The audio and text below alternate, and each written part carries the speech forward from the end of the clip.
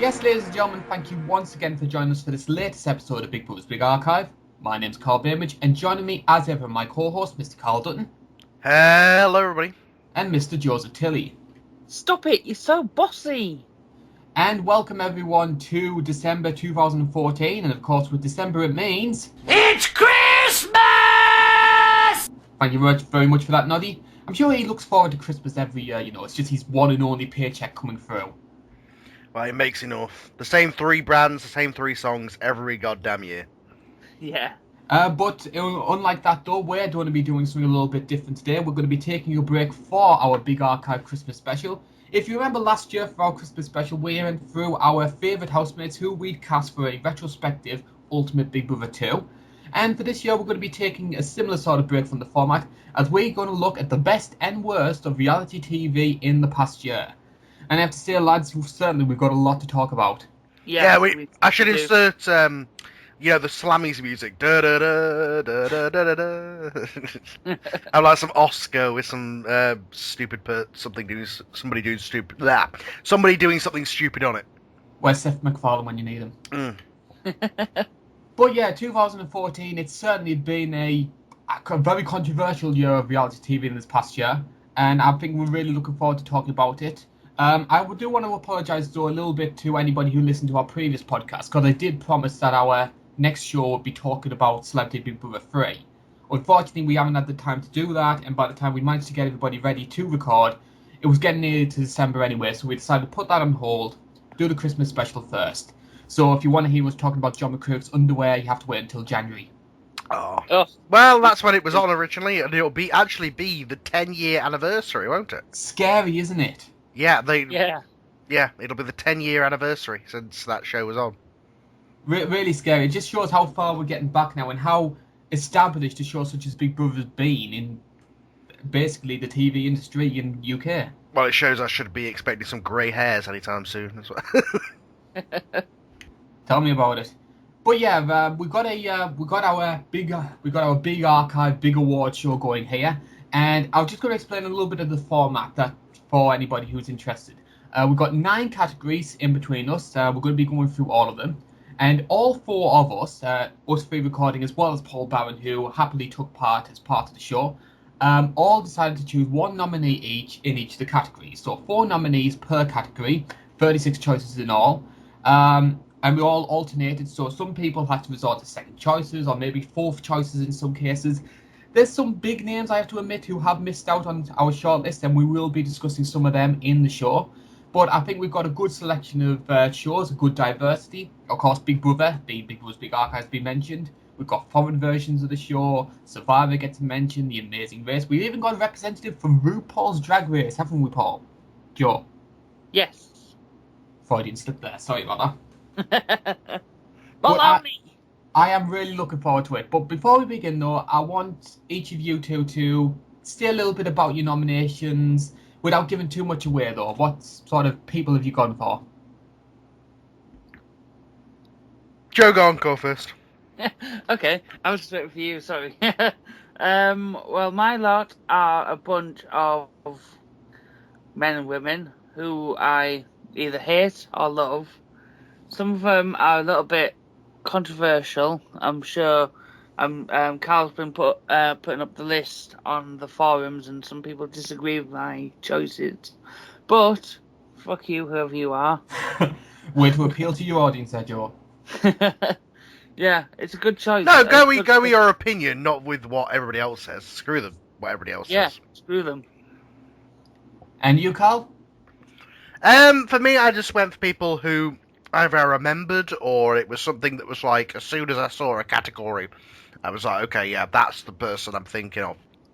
Sometimes it was just somebody I liked. Sometimes it's somebody who entertained me and made me go, oh my god, this person is providing so much entertainment to this show.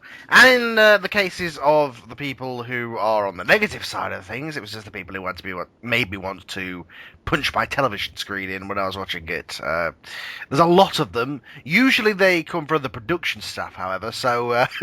But there was certainly plenty of housemates. I mean, in my case, I don't watch any reality TV other than, Big Brothers, so I don't have any other point of reference for any of the shows. I also Dropped out of a couple of them halfway through.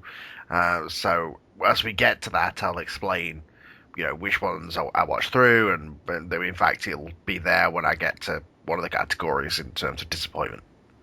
Well, I've focused mainly. Arguably, there's really two shows which I've really focused my opinion on. I would argue as well that I'm probably more inclined towards the American version of the show. I've probably got the most American nominees of anybody of the four of us. And I just think, I think in general it has been quite a dark year for reality TV and particularly for the Big Brother franchise. And I think that's really reflected through some of my nominations. There's some people in there who I couldn't stand, and I mean, I know we've got to try and argue for our cases for some of them, but there's some people more than others which I'm really going to try and push for to try and win our respective categories. Yeah. Let's see how it goes. Yep. We are going to start on a positive note, however, with our first award, and it is the Surprise Package of the Year. Now, this goes to a contestant, reality show, twist, etc., which turned out to be far better than anybody anticipated. So this is our pleasant surprise. We're going to start on a positive note. So we start with the Surprise Package of the Year. Carl had the first choice for this one, so quite aptly, Carl should be the first person to say his nomination. All right, so surprise package. I went with the first week of Celebrity 14.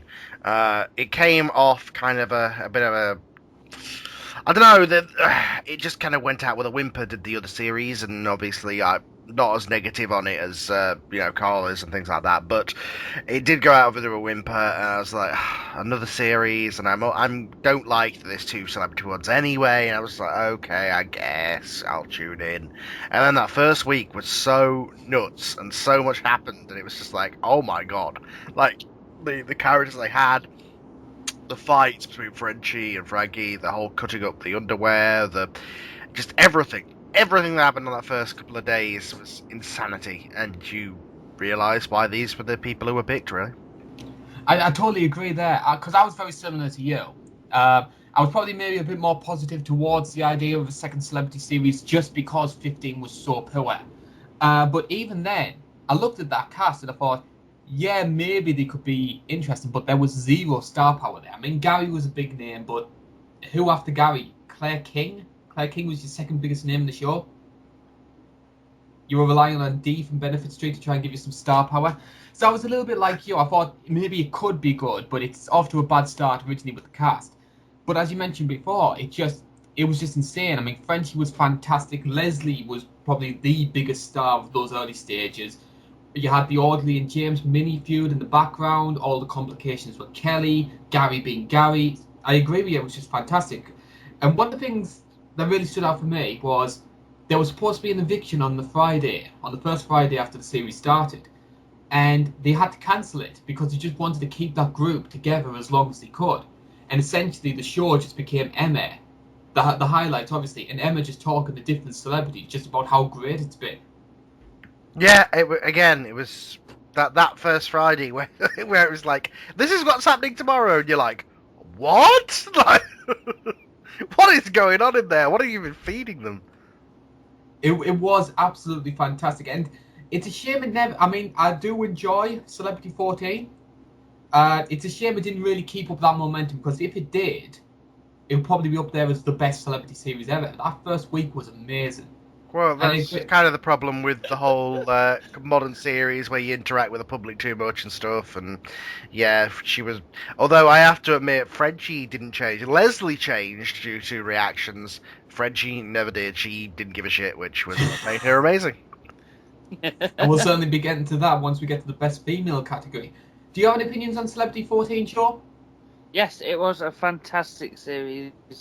It was just so fun. I've never had so much fun watching a Celebrity Big Brother, apart from... No, I'd say that's probably one of the top. And what did you think of the first week in particular? It was, as Carl said, it was fantastic. It was just the most fucked up shit ever.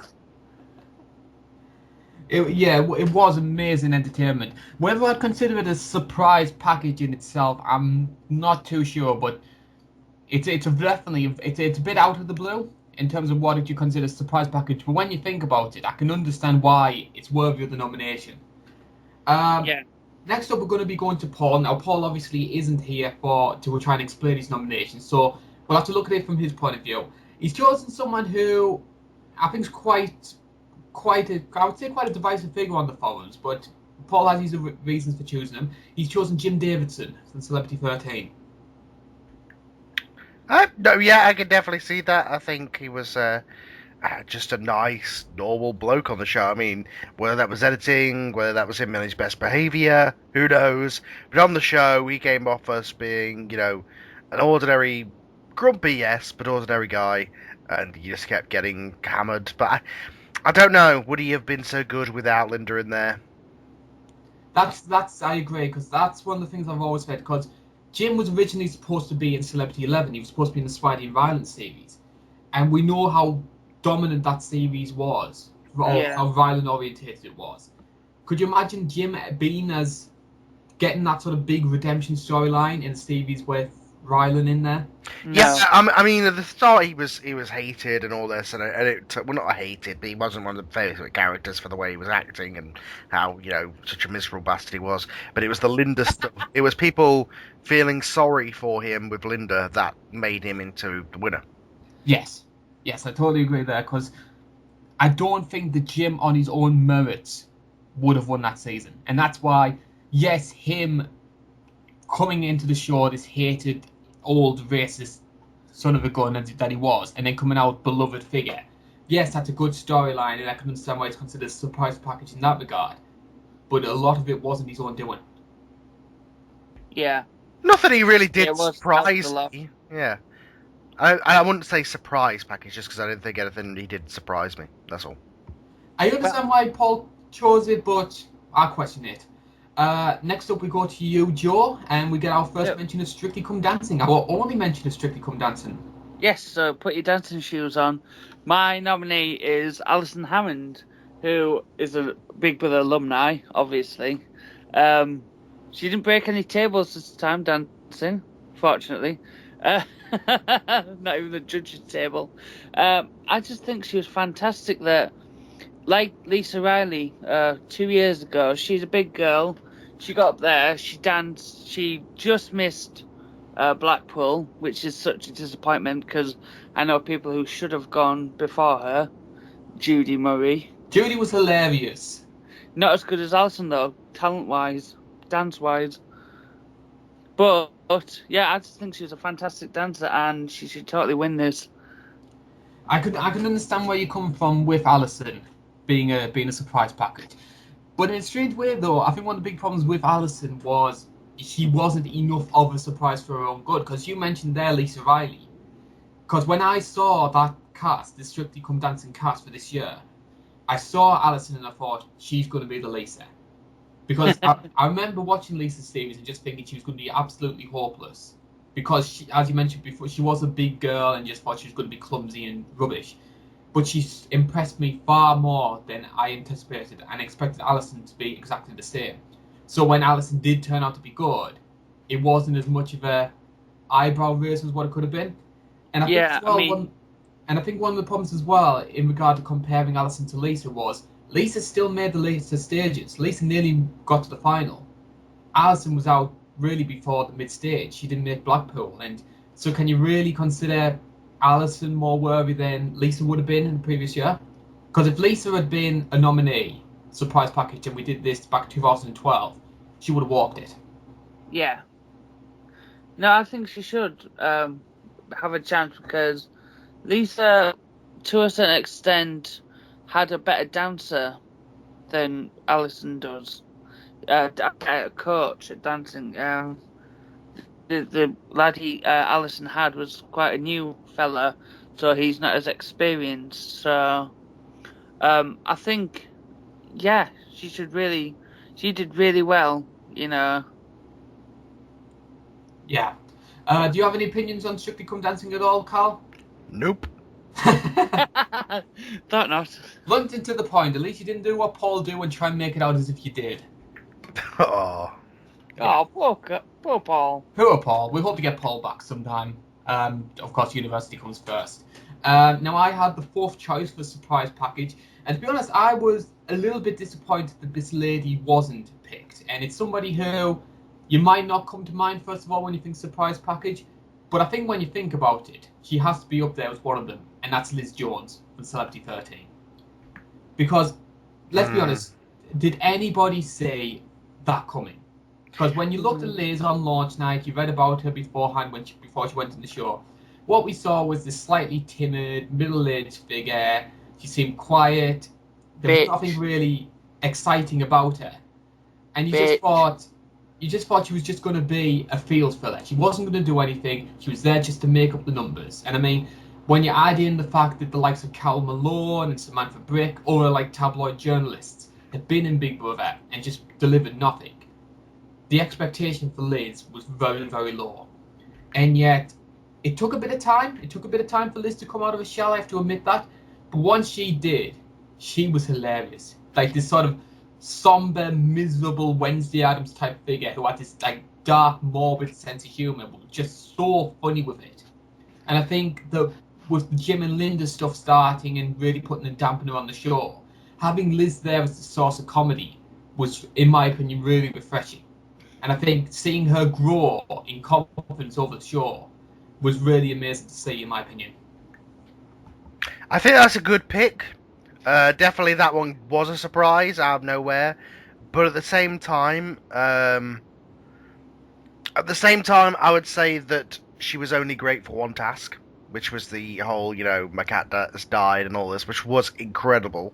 But Yeah. at the same time, she didn't really provide anything in any other moment, other than the whole Evander punching horse and all that stuff. But she was the one that really questioned Evander on doing that. And I think there's a lot of people who make the argument that one of the things that helped save Liz during that first eviction was her being the anti-Evander character. But the thing was, she's used to that because she's a journalist. She has to dig information out of people, or she's not doing her job right. Oh yeah, I just think I she's understand that, but busy. there's a difference though between being a journalist and being a character on an entertainment show. But she wasn't a character. That was her, though. That was her being her. I just think she was dull, really. She sat in the corner for most of it, being grumpy and sad and mopey and crying. She really didn't do much for me. I really liked it towards the end, but again, that was because of that one task. Yeah, she's a one-trick pony. Well, what a task, though. What a trick. Yeah. So now we come to the part where we decide which of the four choices is our winner. And I think we've all got some good claims. Carl, do you want to start with this one? Okay. Honestly, I may have gone against it just to be the devil's advocate at the end there. But in terms of a surprise package, I think Liz probably takes it. Just because she was an actual surprise, whereas the other characters, the other characters that are up there maybe were living up to expectations, or I think there was something about the other three nominees where you felt they could have still delivered. They were surprising, but there was still an element to them. Because Jim had the previous because he was a bit grumpy and being on Hell's Kitchen. Alison had the previous because the expectation she was going to be Lisa. Celebrity 14 had Gary, so there could be something about that. Mm-hmm. I just honestly couldn't see anything about Liz which made you think she's going to be amazing. Yeah, you never thought that moment was coming, and then it happened, and it was like, yeah. So yeah, I'll happily defer to that one. Joe? Oh God! As much as it pains me, Carl's right, and I'll have to say Liz. So there we go then, our surprise package of the year, Liz Jones from Celebrity 13. Yay! You might want to put a applause or something in there, or some sort of big band music up. Oh, like a drum roll or a... Yeah, or like a da da da da or something like that. Yeah, maybe. Yeah. And then at the end, you should have try and get a clip of her talking about her cat. Oh yeah, some sort of audio clip. That'd be good. Yeah. Now for our second award though, and we come to a more negative award, unfortunately, and it is the Dumbass of the Year. Now, Bit of a misleading name, to be honest, but this is basically rewarding a contestant who did something so supremely stupid during their season that ultimately lost them the show. Joe had the first pick for this one, and Joe's got a bit left field with his choice. Yes, a bit red, if you can say so. My nominee is Kira from the TV show The Face, the American version, not the British version. Basically, Kira said in front of Naomi Campbell and all the other models that a black, and I'm not racist, a black non-American woman cannot win this competition. In front of Naomi Campbell, who is black and American, and Isn't Naomi Campbell British? well, yes, but she, whatever. And You know what you were saying. Well, I Yeah. know, I understand, yeah. I know what I'm saying. And basically, you don't say something like that in front of someone of a different colour and expect to get away with it. So Naomi Campbell went absolutely apeshit with her. Mm. Everyone else went apeshit with her, and she went that week. So lesson learned: don't be racist. I think that's a really good consideration, because I think especially in this day and age you just can't afford to have those sort of comments. But I think it's stupid as well, because in American reality TV, and especially in American fashion related shows such as this, we had seen black females be successful on these shows. Most of them ended up winning. So I don't think you can make that argument that it was a racial thing. That it was a racial thing. America had problems with black people. Yeah, and also I would like to say, what about Zoe Saldana? She's not a model, but she's certainly nobody's saying that she's ugly. Exactly. I totally agree there. Obviously, I'm not the biggest person who understands the face. Was Kiva someone who was doing well at the time? Was she a big candidate to win? Yeah, she was quite a good candidate for winning. She was, a strong competitor. And then she said that stupid thing, and it just totally went shit. And largely because of that one moment. Yes. I think that's a really good call. Whether it's mainstream enough to get the nomination, I'm not sure, but I think that's the sort of thing, because those sort of comments in this day and age, it's just uncalled for. It's just silly. Yeah. My nomination for biggest dumbass of the year. Now there were two of them, which I was really torn between, and I sort of mentioned that in sort of the other nominations that didn't get shortlisted. I had to choose one of them, and I chose Cody from Big Brother USA.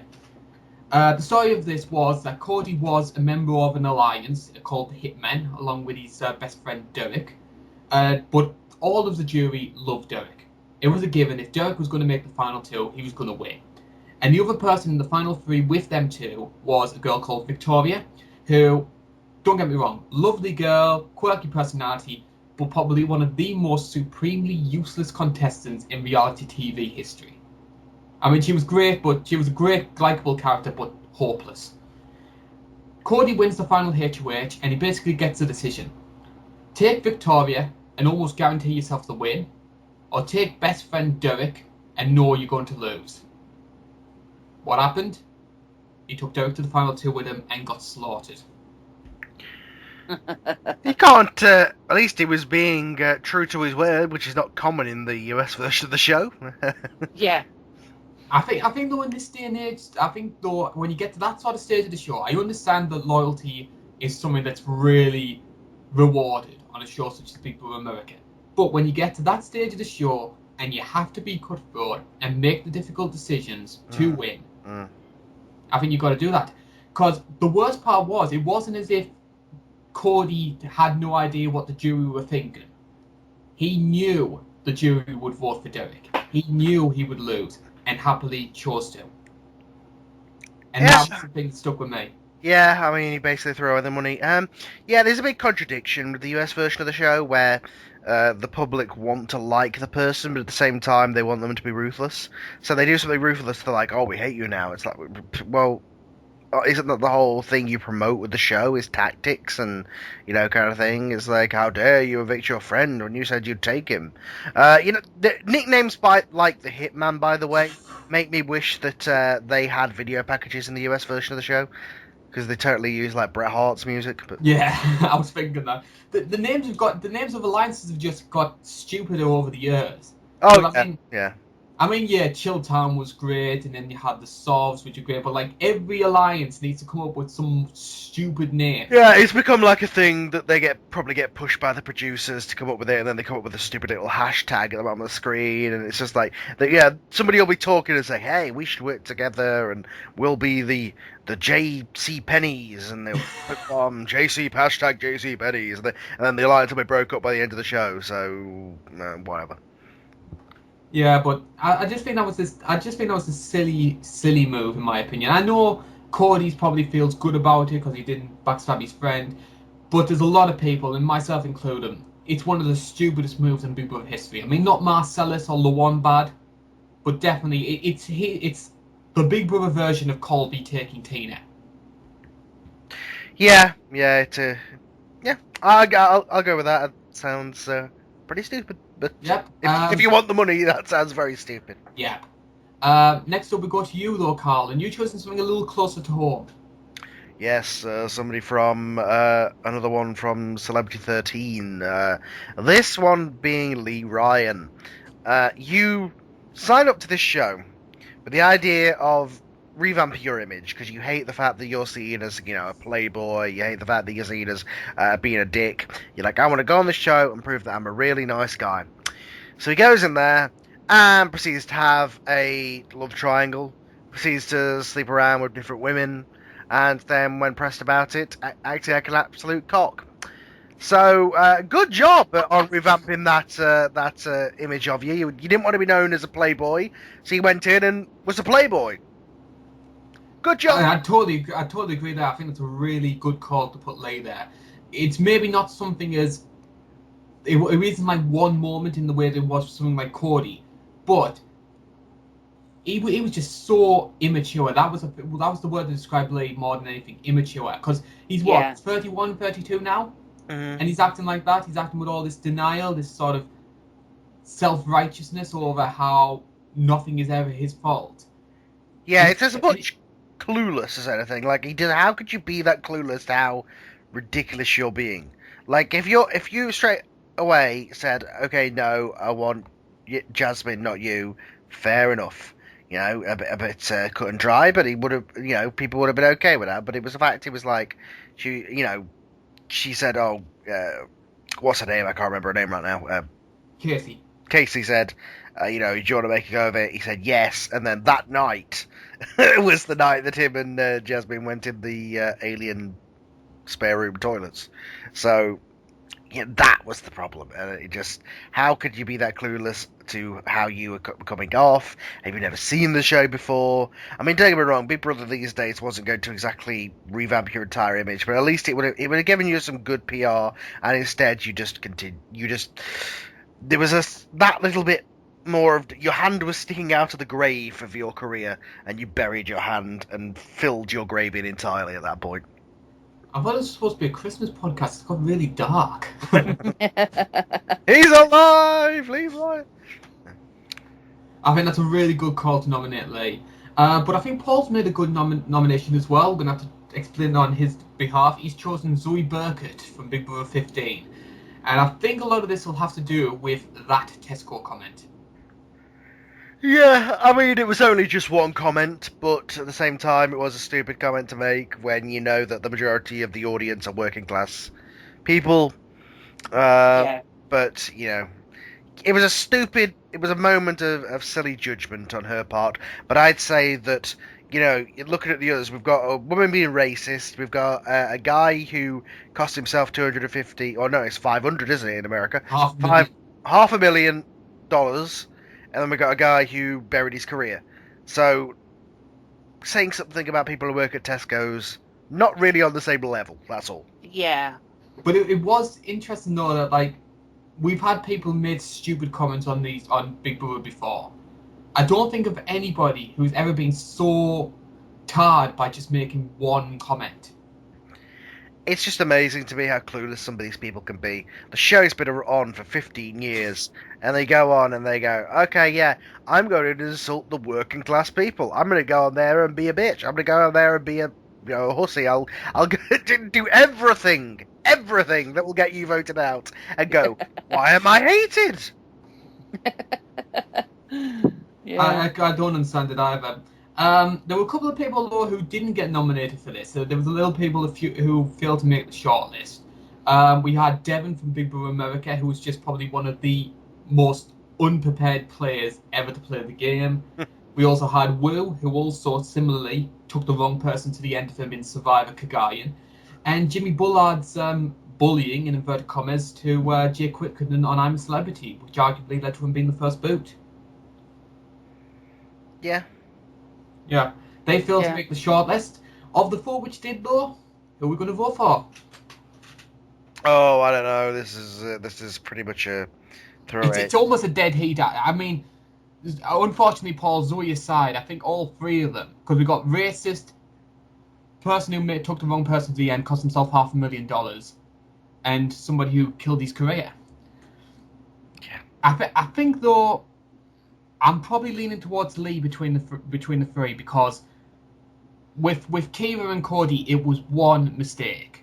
And I mean, if this was like stupidest move, I could understand going for them too. Especially Cody, who was my choice. I have to admit that. But for Lee, it wasn't one move. It was 3 weeks of stupid decisions. He went out in public, heard the crowd's reaction, went back in, and was still in denial. You heard them. You were out there in front of the audience. And the worst part was, he all thought the public were in on it. He thought they liked them and were pretending to boo them. They can't. Yeah, they can't not like. No. And then when he realised, no, it wasn't. Then it was, oh, it's your fault. You made me look bad. Yes, she made you look bad by saying you're going to be with one girl and then sleeping with another. Yes, she made you look bad by being upset by it. Yeah, yeah, I agree. Just because it's constant. I mean, obviously it was my choice, but I'm going to say I agree that because it was constant. It was the fact he'd continue to do it and say, right, no, I'm cutting this off. I don't want to be seen as this. And then the next day he'd be right back doing it. Yeah, I totally agree. It's totally got to be Lee. And there we go then, our dumbass of the year, Lee Ryan. Where are we going to have a blue reunion now? Probably after Simon's done on Strictly and then Lee. Anthony's done I'm a Celebrity, so we need to get who's the other one? Duncan. We need Duncan on a reality show now. We come to our next category though, and it is the worst female of the year, or has been renamed for this one. Let's bash Helen for the next half an hour. I wonder who's going to win this one. I wonder as well, but we have to try and be impartial. It's so like, I don't know. It's just look. Let's put it this way: Carl's nomination was also my nomination until I had to change it. So and then I think it was Paul's nomination as well. I think you were already pretty solid on your choice, but so we have to start with one person and one person only. Charlie, I'm kidding. Yes, that's a bit short. Of course, it's Helen. I'll be honest. I've always I had a very specific shortlist of people who I have considered worthy of single-handedly ruining series of Big Brother. John James was one of them, Carol in Big Brother 8, to a lesser extent Vinnie Jones in his Celebrity series. This year, Helen joined that list. I have never seen a reality TV female so unpleasant, so full of spite and venom and nastiness as much as her. And worse than that, somebody who was so beloved by production for her nasty behaviour. She was terrible. And by the public in the end, because they voted for her, so... And that's probably one of the biggest reality TV grievances I've ever had, in my opinion. The fact that I know you can make arguments about betting syndicates or being swayed by the edit, because I do think there was a lot of them. But the sad thing was, I do feel there were genuinely a lot of people out there which genuinely supported Helen and genuinely condoned her actions. C-A-T. Chavs. I know. I just cannot believe it. Nothing about her winning satisfies me. It doesn't satisfy me from a personal perspective because I feel that it's rewarding a bully. It doesn't satisfy me from a storyline perspective because it's evil triumphing over good. And it doesn't even satisfy me from an entertainment perspective because when you look back at it, Helen wasn't that entertaining. Once you saw one Helen argument, you'd seen all of them. It was that same sort of she winds herself up, reacts to people, screams her head off, and then does this fake apology in the diary room once she gets her 400th warning. Yeah, and there was if there'd been a, I don't know, Ashley, whatever, but if there'd been somebody who could match her, somebody who could have been the nice guy who eventually exploded on her and just said, "Fuck you, Helen," I think it would have been better because we'd have like a toe-to-toe argument. A lot of the arguments were just Helen yelling at the other person and the other person sort of timidly responding. And the thing was as well was Helen said something right at the end of the series. She said something like, "Why is it always me who's in trouble?" And you thought, hang on a minute, Helen, you're 27 years old. You've had all of these problems in your life. You've had the issues with Wayne Rooney. You've had the kid taken off you. You got to think to yourself, a lot of it is your fault. You can't keep blaming other people. Yeah. And even though I know there were some people who were actually quite tolerant of Helen, who I wouldn't say they wanted her to win, but they were more supportive of the idea of her winning than, let's say, me or Carl. But even those people went back, rewatched the series, and just saw how terrible she was. Not in terms of her personality, but just how one-note and tedious. That was the thing with me, because she wasn't complex and evil in the way that a Bea or a Grace was. She wasn't cartoony like a Charlie was. She was just a genuinely venomous, nasty woman. Yeah, absolutely. I mean, obviously, I argue my points about why I thought she could be okay on the other show, but yeah, for the most part, despised her, and then production did everything they could to make you like her for some reason. I just don't understand it. Really, there is no other choice for this role, in my opinion. Now, my nomination, I wish I could nominate the production team. Or production team in both male and female, because there's both on the staff, because they're the people I really despise on these shows. But nevertheless, my second choice after Helen was Linda Nolan, just because again I know there was history there, but the way she went after Jim, it just was too much. It was too much. Now He shouldn't have wound her up though. She wouldn't have been like that if he hadn't been winding her up. But what did here's what he did to wind her up. He looked at her, and she was like, "Oh, don't look at me like that, Jim. How dare you, my husband." I think Linda took a lot of things out of regard. I can actually see a lot of opinions. I do think Jim was a wind-up merchant, and Jim can't be forgiven for that. And it's one of the reasons why I've never been as supportive of Jim as maybe some of you three have. Mm. But I do think Linda didn't help her cause. She overreacted. That was the problem. She was, he'd say something as a joke, and she'd be like, "Right, that's it. I'm never speaking to you again." All right. Because we sort of mentioned it before when we talked about Jim and the surprise packages, but Linda, in my opinion, was the biggest factor more than anything in Jim winning that show. Oh yeah. I mean, I do like Linda, and I do feel Linda was a good character on her own merit. She seemed something different, and let's be honest, it really holds up the idea of us getting more Nolans in the future reality series. But I understand where you come from by nominating Linda.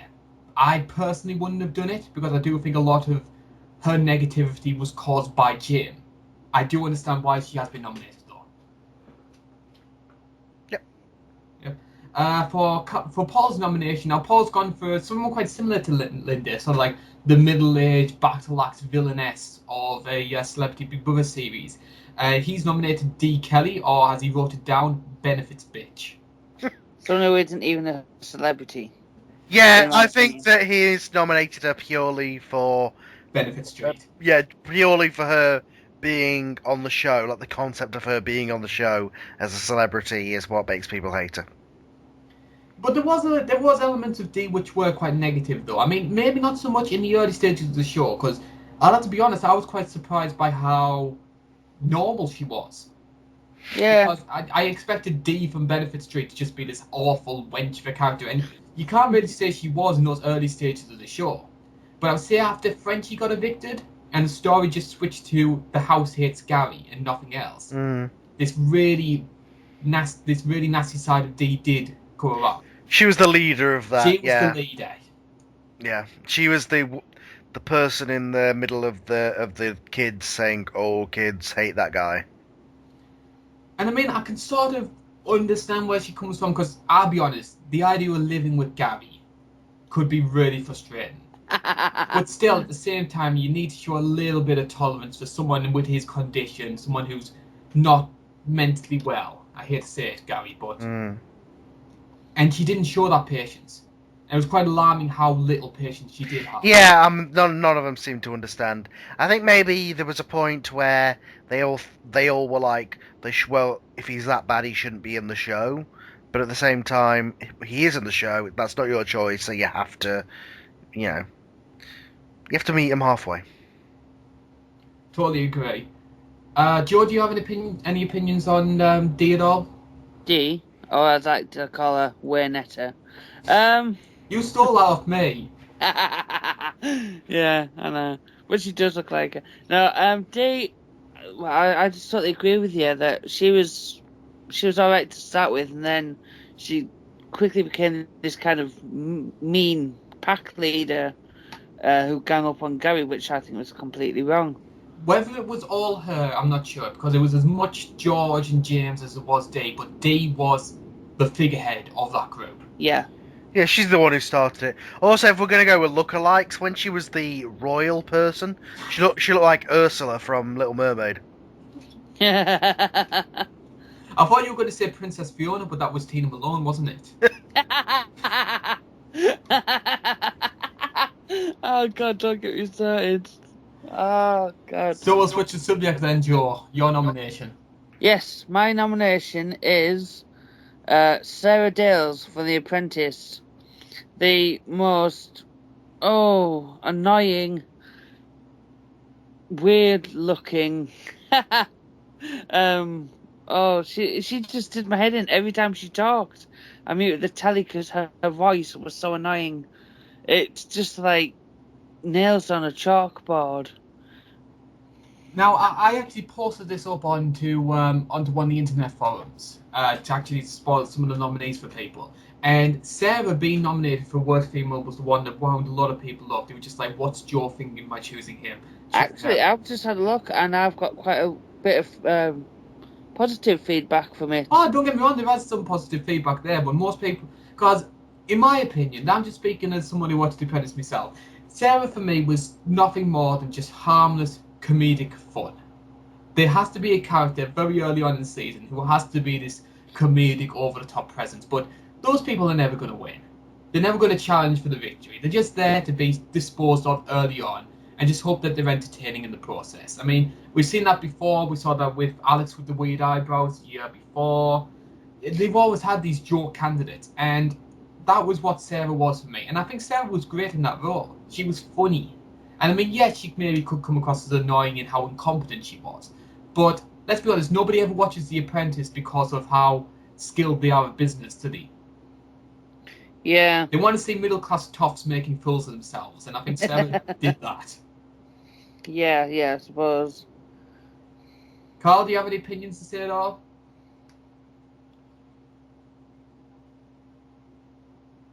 Carl? Sorry, didn't realise I was on mute. Alright, let me repeat that. No, I don't really watch never really watched The Apprentice, So now we have to decide then the worst female of the year. Sarah's out. She's not winning.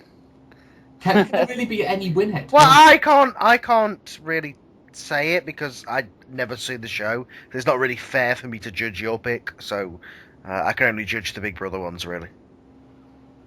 Really, though, there is only one choice that can win worst female.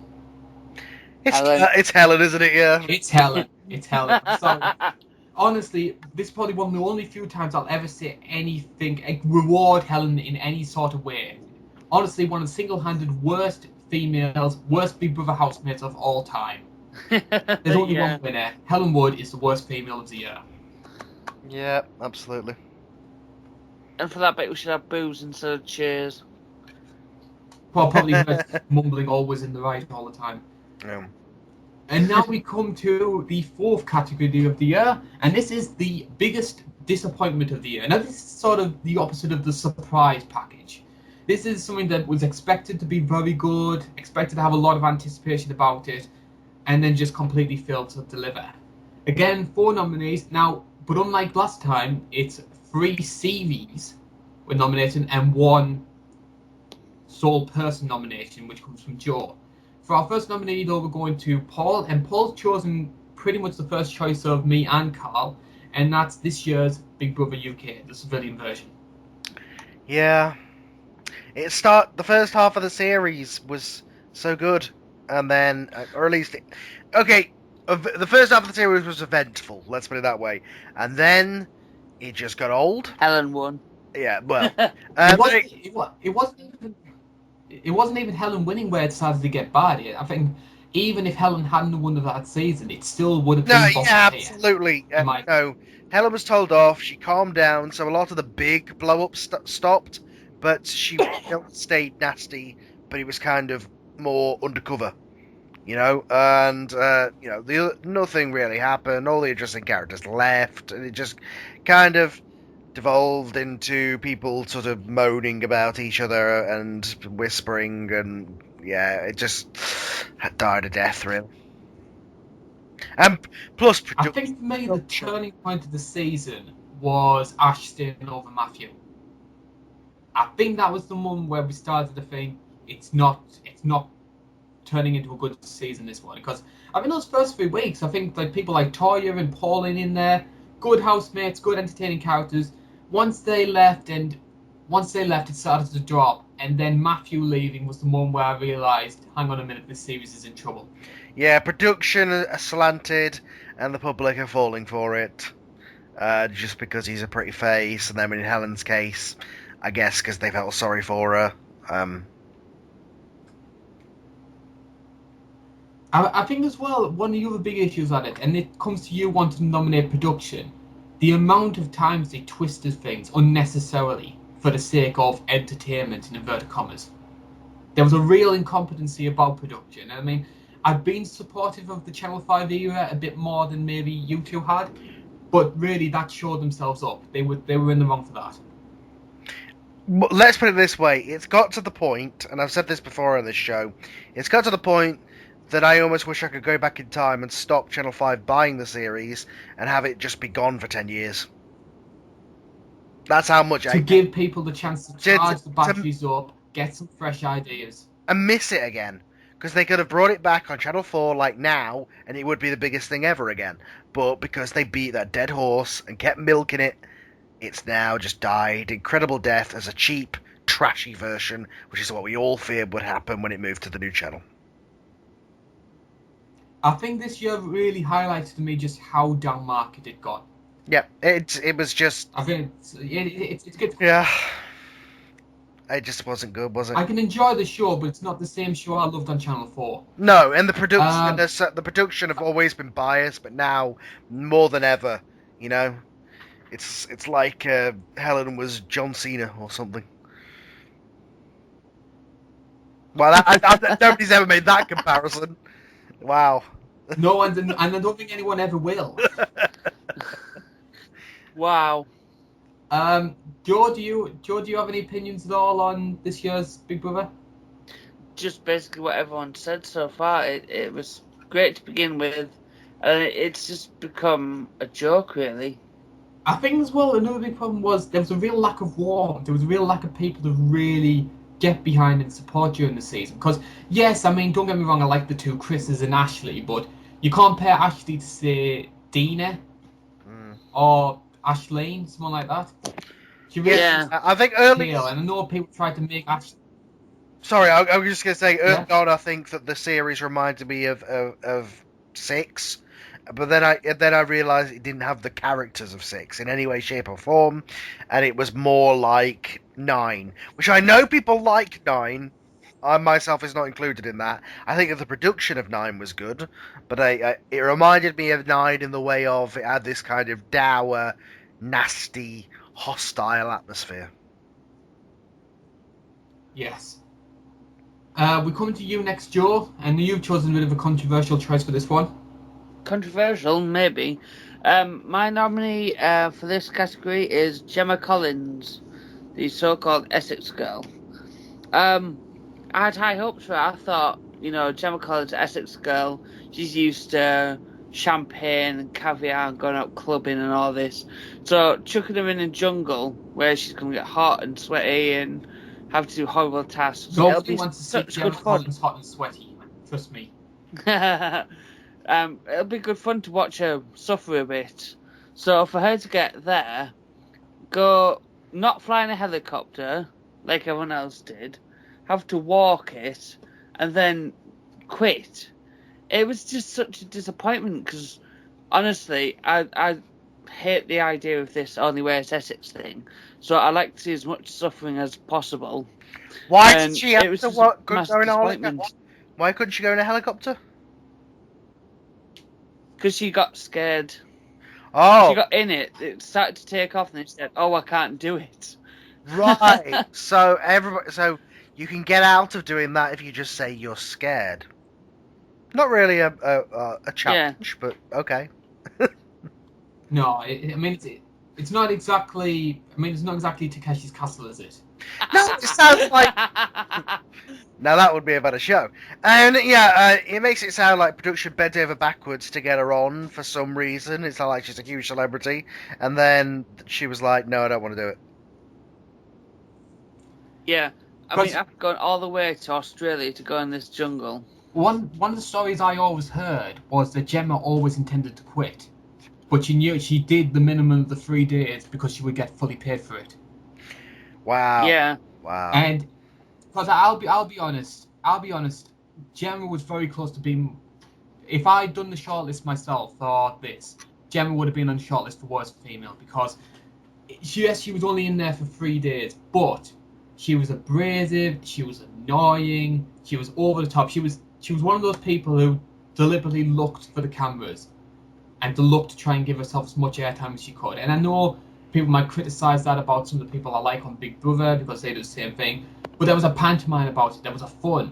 Gemma was an irritant with it, and I think the fact that she did quit just made it even worse for her. And I think Yeah. in terms of her being a disappointment, I had that expectation she was going to be like that.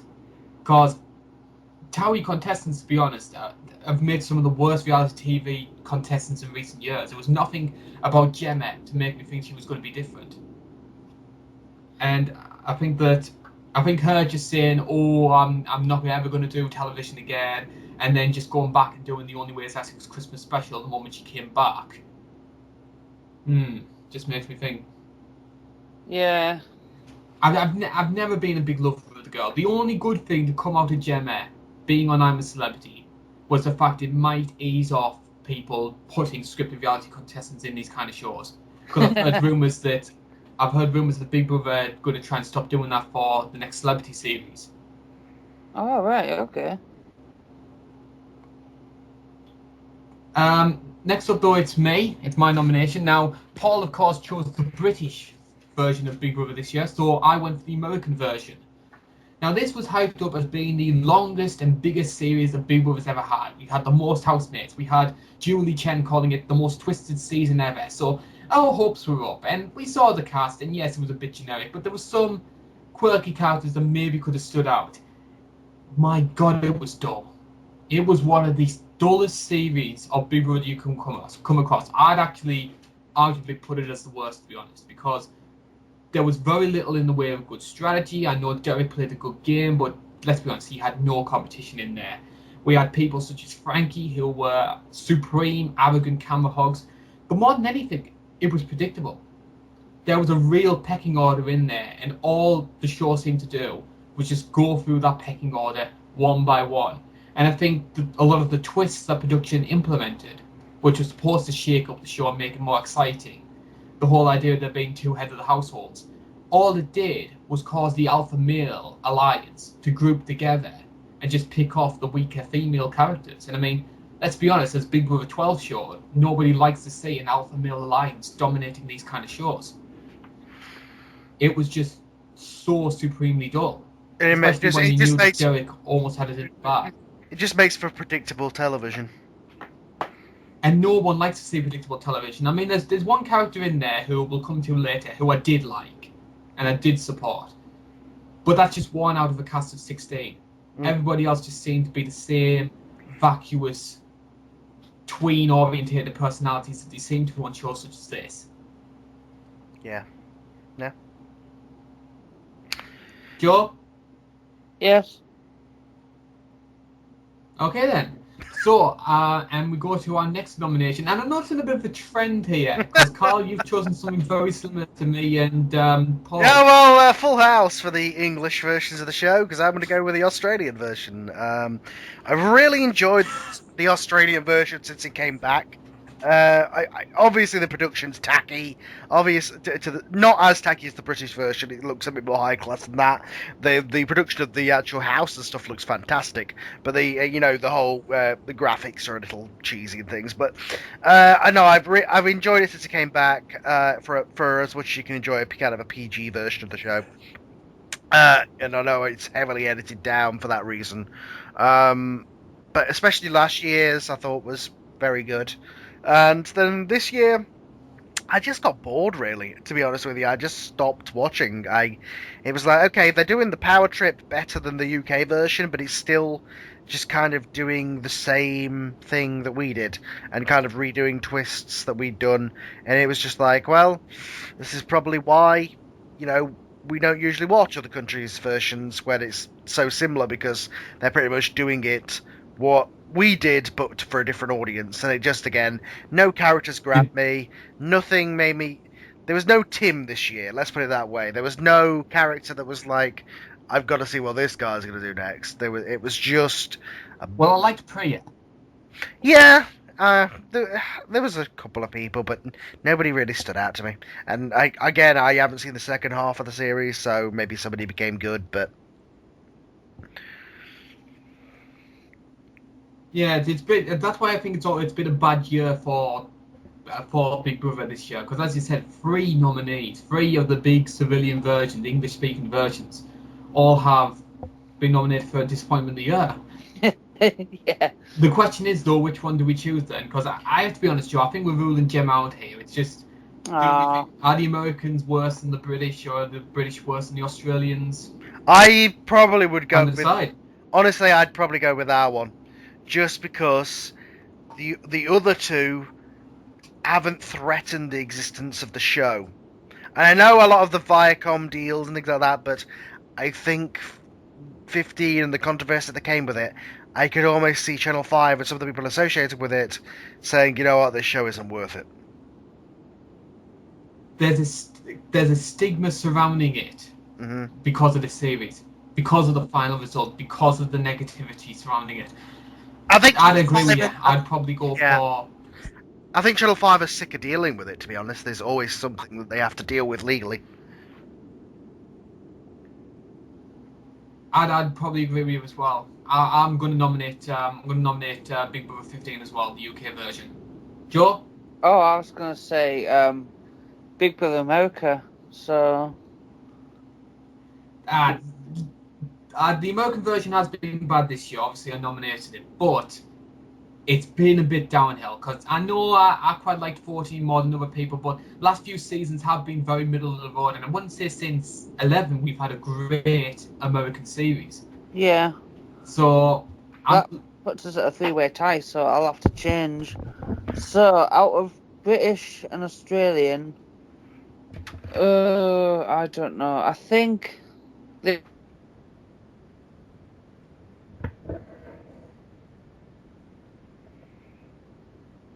downhill so much, so I'm gonna have to say Big Brother UK.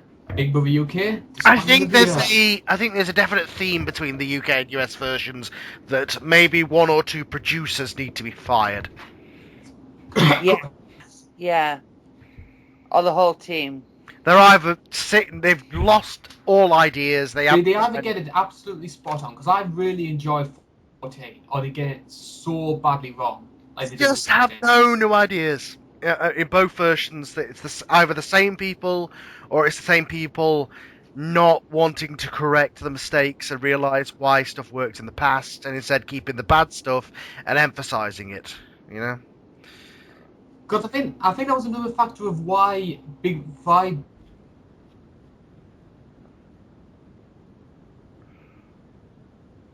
is really good.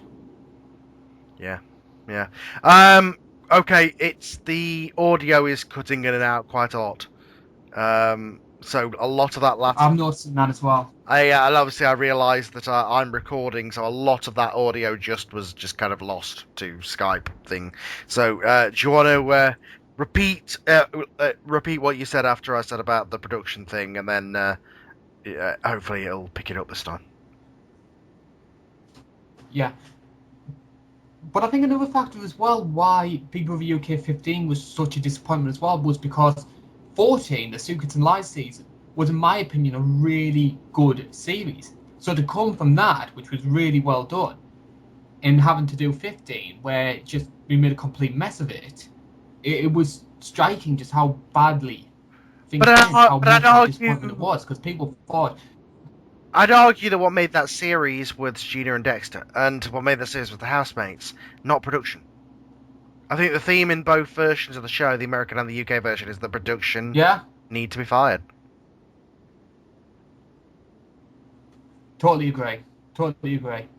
So yeah, Big Brother UK 15, disappointment of the year, and quite rightly so. Yeah. Next up though, we go to the... Halfway through. Yes, we're halfway through. Category number 5 here. We go to the worst male of the year. Yeah. Yep. George gets the first pick, and he's chosen someone who is quite a familiar name if you've been listening to the podcast. Yes. My nomination for worst male is Lee Ryan. I Again, wonder why. I wonder. For all the same reasons that you brought up for what was it? I'm lost. Yeah, but he won. For He won. biggest dumbass. Yes, it was. Yeah. So yeah, I think yeah, all the same reasons that he won dumbass of the year. So yeah, Is there's it, not is much it more I can add to it. He is a dumbass. He is a loser, and he is just such a bad person.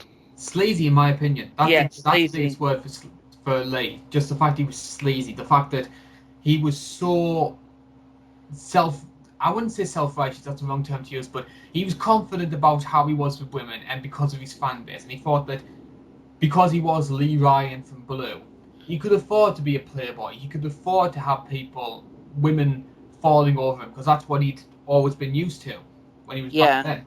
And the fact he was sleeping with Casey and then slept with Jasmine, but then denied it to Casey, I think it was quite alarming in my opinion, because yes, we'd seen these type of characters do these sort of things on Big Brother, because Caesar was just as sleazy as Lee was. But you'd think, though, you've lived all your career in the limelight for so long, you've been noted for being a playboy, and yet you're doing it in front of a million people on national television, And and yet you have no idea of why you're coming from. And that's why we voted him for that award, because he said wasn't what he was going to do, and then he went and he did it. So, absolutely. Yeah. And I wonder though if one of the reasons why Lee's reaction, because Lee got a bad crowd reaction, they were trying to get Lee out from a very early stage. I wonder if part of that was as much because of the fact it was supposed lovable boy band hunk Lee Ryan being the slaves rather than just generic average Joe member of the public. Yeah, a lot. Because it really took me by surprise just how much the public turned on him. Yeah, I mean, the fan bases are going to rise up and be like, wow, how did I ever like So I'm going to go to my nomination. And I admit I maybe back off a little bit with some of my nominations during this process, but this one I really am going to try and push for to get nominated. And that's Frankie Grande from Big Brother US. First of all, we've got to discuss the idea that Frankie was the big stunt casting of the season because he was Ariana Grande's older brother at the time that Ariana Grande is being this big international pop star, really building up a fan base. So you knew that he was going to get a lot of promotion for the show. But we'd seen the sort of stunt casting happening, so you didn't like it, but you sort of had to tolerate it. The problem was he became unbearable with it. I would say from probably week 5 when Frankie admitted he was her brother, he just became this really obnoxious, arrogant jerk with it, and basically using that popularity, that supposed popularity outside the house, as a means of leverage throughout the show. Basically making the insinuation of, oh, you wouldn't want to dare get rid of me, all my sister's fans will rip you to bits on Twitter, or and I think that was one when his granddad, God bless his soul, passed away. But Frankie made the insinuation, they wouldn't get rid of me. I lost my granddad. How bad would they look? He was Oh. so obsessed with how the public saw him, and that also reflected on something we'll bring up later, which was his insistence that he was going to win America's favorite player because of all these Twitter followers on Facebook. In terms of the game, though, he was awful as well. Yeah, I mean, he I'm gonna was say you can have self-righteous, he sympathy, was but duplicitous. you can have sympathy, but don't say that you're gonna have sympathy. Don't say that you're gonna be popular, because then you're not. Yes. I totally agree. And seeing Frankie in terms of the game though, because Frankie could bitch, Frankie could backstab as much as the next person, but anyone dared do it to him, he was up in arms about it. Mm. He was so self-righteous about it, and the problem was quite similar to Helen. He was such a drain on the season because he was such a central focus of the show, and everything had to be told through Frankie's eyes. It just made it unbearable, and he played a big part in Big Brother 16 being so terrible and draining to watch. So production were on his side in this whole thing. They were on his side because he had his famous sister. Ah. And I don't ever get the feeling, yeah, maybe they sort of shifted the tone a little bit later on, but the public hated Frankie. They hated Frankie for a long time, and I don't feel the producers ever really got that through. Yeah. Yep. Do you have anything to say about Frankie, Joe? Well, not really. I didn't particularly watch that series, but from what I've heard from yourself and from the forums, he did seem like a bit of a horrible person. So yeah. Next up, we go to Carl. Okay. Not gonna lie. Don't think that this guy ruined the show. I mean, he was up there, but I just couldn't stand him. Mark Byron from this year's series. Every time he spoke, every time he overreacted, every time he did something and then went back and then told somebody off for doing the exact same thing, such as the power task. Every time it was obvious that he was putting it on, I just wanted to throw him off a bridge, really. I just got this sense that maybe he was what he said, maybe he is kind of more innocent than he seemed, but it just came off as so fake. It just came off as, I'm going to go in there and be Rylan, and I'm going to win because of it. So I think the problem with Mark was he fell into the same trap that Charlie Drummond did. He had this mental checklist in his head of what he thought was necessary to win a show like Big Brother. Mm-hmm. So he was ticking it off subconsciously, one by one. He was the goofy camp gay guy. He had the short mans. He had the quirky lines in the diary room. And it was so false, and it hid a nasty side to him. I think that's the thing. Because he was very controlling, especially with the Christopher relationship. He was very controlling and quite unpleasant. Yeah. I wouldn't say he was ever as bad as Charlie was, but he was. No, he wasn't. Again, he wasn't a drain on the series, but he just, again, it was like nails on a chalkboard every time he spoke. Oh, his voice was the most irritating thing. And I can't, and don't. Really was, and I mean, wasn't his. if you're from Liverpool, I'm sorry if you're offended, but the accent was just awful. Yeah, okay, no, it wasn't so much just the accent, it was the way he used the voice, it was the pitch, it was the tone, it was the... that whiny way he would say Christopher. That noise. Do you have any opinions on Mark, Joe? Just what everyone said already. It was really, really annoying. Yeah, I think Mark's a really good call, but whether I would call him the worst male of Big Brother 15, I'm not entirely sure because, in my opinion, Paul has got the worst male of Big Brother 15. Yeah, but he was cluelessly amazing at the same time. And I'm not entirely sure. I think, obviously, we're talking about Stephen here. Hmm. I think at times Stephen was a frustrating character for me because he was someone who I wanted to like. He was sort of like this sort of apprentice reject type character. To be honest, I can imagine if he was on The Apprentice, I probably would have loved him. He But was just such a twat. exactly, That was the problem. He That's wasn't. not the criteria for The Apprentice. Yeah, he was just such a knobhead, and that was the problem. And he was just so. But I couldn't help but just laugh in amazement at how, like, obviously, if you were in there with him, you'd hate him. But just how over the top he was with the crying over the Pauline thing and crying, "Oh, because I got nominated." You basically, it was like, oh, just wow. Like it was like watching a wildlife show. I was just fascinated. I think those elements were funny, but I think the reason why Paul's nominated him as well was more than anything the thing with Kimberly. Yeah, I think yeah. because I think the way he treated Kimberly, especially with making her cut up the pictures of a boyfriend. But you could kind of see his point of view. He was kind of in the right with that whole thing. Because she shouldn't have pretended to not have a boyfriend. And I do have to admit, 2 seconds Stephen has to be up there as one of the great Big Brother chants. Yeah. Now, if they really wanted to make some money, they'd put the whole thing online with like a stopwatch at the bottom. Now that would have been an on-screen graphic I would have approved of. Hmm. Yeah, totally. You must have an issue with Stephen, Joe. Yeah, yeah. Just again, everything you said, he was just like, it was weird. It it was like, I don't know. It's just he was so strange. I I've never found seen it. a contestant like him.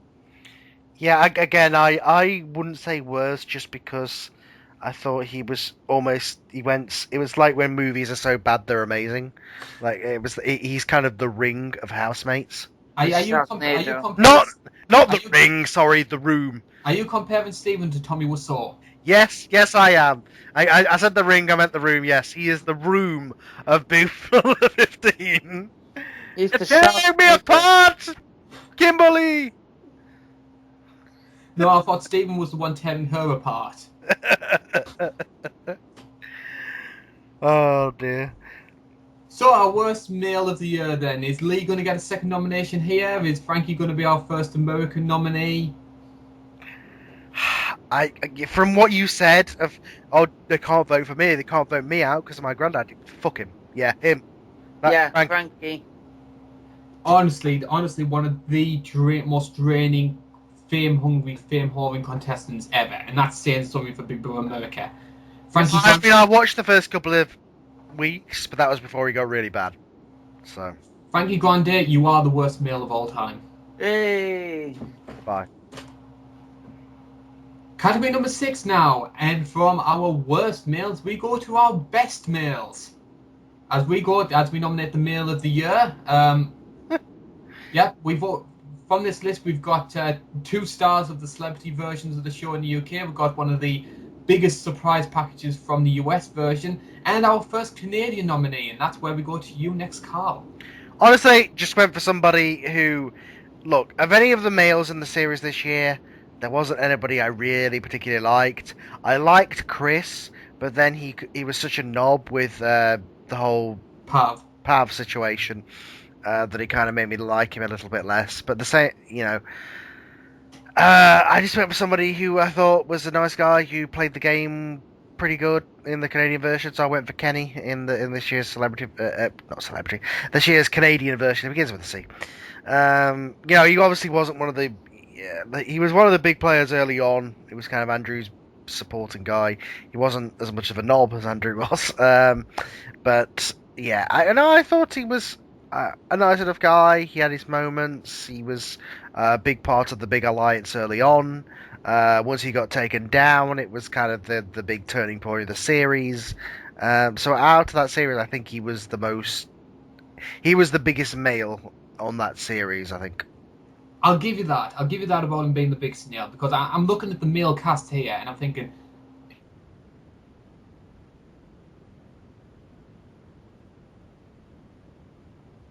Dell, I think probably would have been hated if he'd been in the majority because he has that sort of personality. Yeah, go back to the start of that sentence. It cut out again. Yeah. Um, I agree with you there about Kenny probably being the biggest male because I was looking at the male cast and there weren't really that many standouts because John was just your generic alpha male type.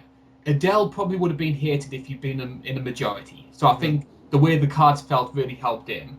The likes of Paul and Kyle eliminated early. Andrew was Andrew. So I agree with you there about Kenny probably being the most prominent male of Big Brother Canada. The problem for me stems, and I'll always use this when people try and support Kenny, the way he reacted to Ike after she shredded his letter. Yeah, well, he And was just a bit of an overreaction. But it went too far for me. And I think maybe what? Because he got upset. well, he Or threatened her. He threatened to hurt her. did he?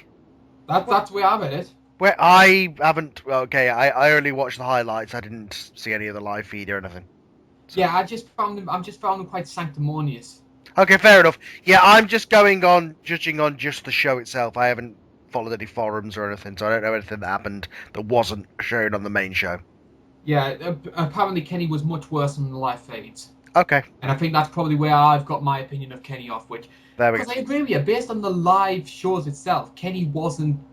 I wouldn't say. I mean, he wasn't a favourite of mine, but he certainly wasn't as bad as what he was on the feed. Okay, fair enough. I should probably change it to somebody else, but screw No, it. it's No, okay. I'll go with my weak nomination for this one. Yeah, you're okay to have that, but and another thing, There's no good males this year. It was an all-female it's dominated year. it has been a very poor year for males. And another reason to dislike Kenny, purely superficial, and I apologise, the beard. I'm sorry, I hated the beard. You're not a Daniel Bryan fan? Oh, apart from him, but everything else about Daniel Bryan makes up for the beard. But I've Fair. never been a big lover of young 20-something males trying to look like Santa. Especially with the he does look like the stereotypical tree surgeon, doesn't he? Yeah. Next, okay, so our next category then, it's Paul. And Paul, for the second time, I think he must be like a PR manager for him as well, because he's chosen Jim Davidson. Because it was Paul's surprise package and he's also his best male. Or maybe it's just that was the one series he watched. So I'm only joking, Paul. Yeah, no. No, honestly, of all the males that actually dominate this year, him and the next choice are probably the only two that are really big, memorable male characters from Yes. this past year. So, yeah, sure. Because I think purely, if we had to judge it purely from a storyline perspective, I think Jim had one of the best story arcs of this year, maybe of the celebrity version. Because the idea of him coming in as this hated, old-fashioned, racist pig, and then coming out beloved underdog figure, that's a good story. I'll give you that. It's everything else about Jim that makes it off. It was the fact that you were left with this feeling that he was cynical about it. He knew what buttons to press to get the public on his side, and what buttons to press to tick off the likes I of. don't know. Did he really come off that way? I just assumed it as he just gave up, or maybe he realised that if he didn't snap back at Linda, that he'd look like the better person. Yes, yes. Because I think stuff like the Frank Carson stuff, for example, that for me was Jim knowing how to wind up Linda, Yeah, letting pushing her Linda buttons. run off, go berserk about it, and Jim reacting in a way which would get him on side. I think it was very clever, but I don't think I could call him the best male ever. Joe? Yes, hello. A nomination No, do you have any opinions on Jim? on Jim. Just really only what I've said before. That he was all right as a housemate, but again it was kind of 50-50 between him and Linda to get the most out of what Jim had. Yes. You've chosen our next nominee, though.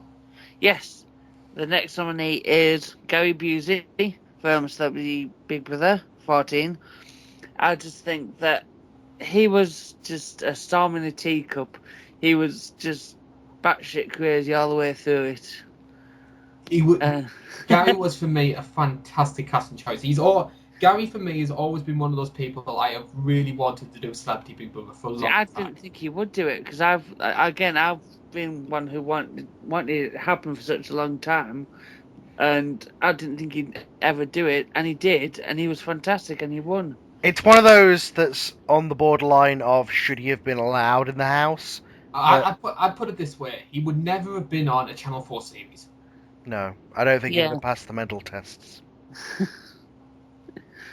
But he was amazing, though. Yes, he was. Yeah.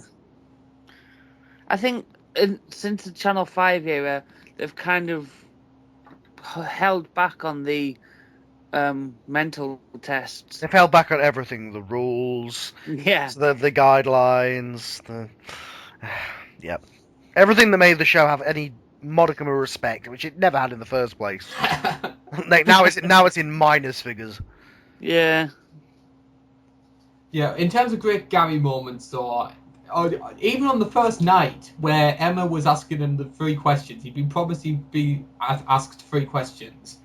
And just that look of bewilderment when he was being led into the house, just asking, "Where's my 3 questions? Where's my 3rd question?" She literally had to escort him through the door. I tell you what, Emma earned her paycheck. On the Yes. finale and on the launch night, she earned her paycheck that day. Yes, she did. He is a fantastic contestant. I love the fact as well that everyone thinks that Channel 5's Big Brother is more youth orientated, tries to appeal to tweens. And yet the 2 winners of the celebrity version this year is 61 and 70. Yeah, because look, doesn't that tell Channel 5 something that maybe we want a more mature show with more normal people? Or not, Gary's not exactly normal, but you know, I mean, like, we want people who aren't that same Towie model. We're not interested. If we wanted that, we'd watch Towie. Fuck off. Although the problem is when we get older people on the civilian version, we get Pauline. Yeah. But that's another thing. How did Pauline escape being nominated for worst female? Because she only set fire Helen Dunno. threw the petrol all over it.